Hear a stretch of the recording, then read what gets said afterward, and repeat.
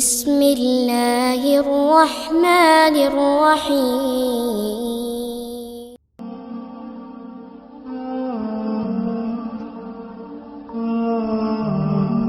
Saya tidak peduli siapapun Anda. Anda pernah bermaksiat, Anda pernah berbuat salah. Kita manusia yang tidak luput dari dosa. Tapi saya ingin berikan tawaran dari Al-Quranul Karim.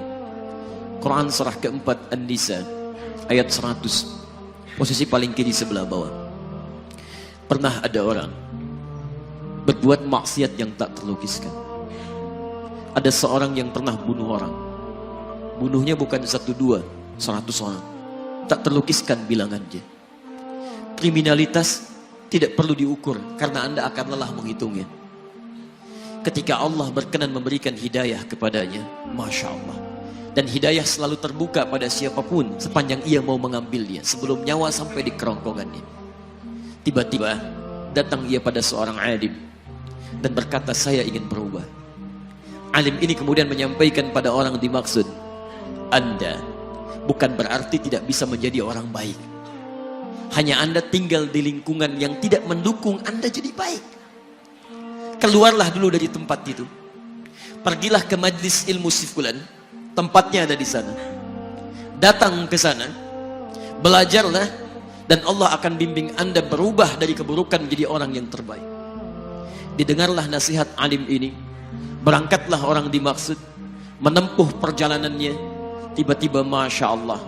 Belum sampai ke tujuan, di pertengahan jalan. Konon disebutkan lebih sejengkal. Tiba-tiba maut datang menjemputnya. Thumma yudrikul maut. Apa yang terjadi? Langkahnya dihitung sebagai ibadah.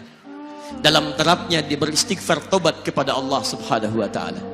Taubat yang menghadirkan cinta Allah subhanahu wa ta'ala. Quran surah kedua ayat 222 di ujung ayatnya. Innallaha yuhibbut tawwabin. Allah mencintai orang-orang taubat.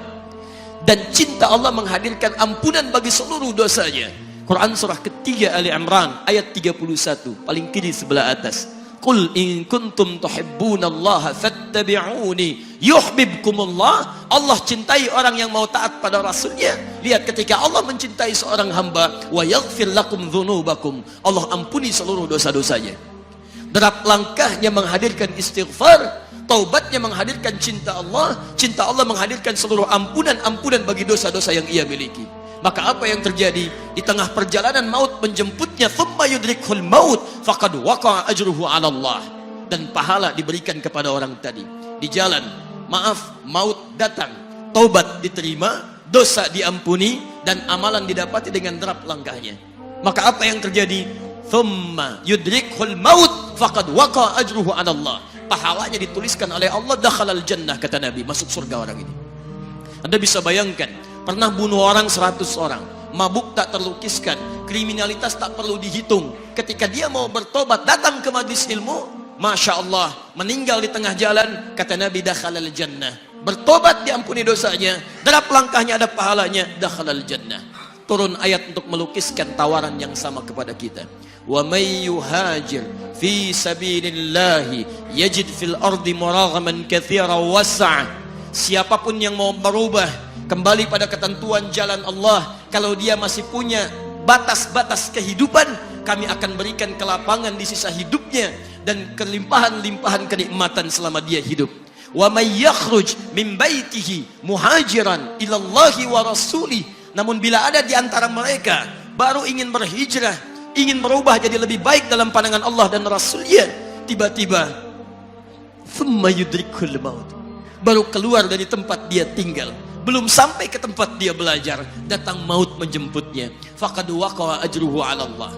Kami terima semua amalnya, kami ampuni dosa-dosanya, dan kami tuliskan namanya di dalam surga.